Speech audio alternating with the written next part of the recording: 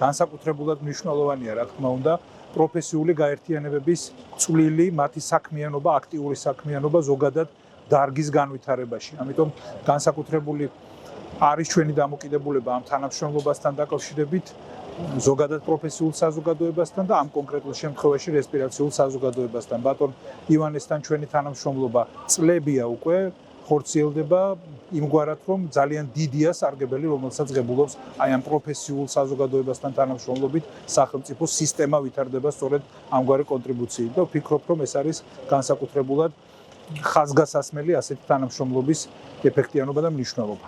სხვადასხვა ქვეყნის წარმომადგენლები, ჯანდაცვის პროფესიონალები უზიარებენ თავიანთ გამოცდილებას ჩვენი რეგიონის, ჩვენი ქვეყნის სამედიცინო პერსონალს. განსაკუთრებით ისეთი მიმართულებით, როგორიც არის თორაკალური ქირურგია, ონკოლოგია, რაც ყველაზე შედარებით დეფიციტურია და რის გამოც ყველაზე მეტი პაციენტი ჩვენი რეგიონიდან გაედინება საქართველოს საზღვრებს გარეთ.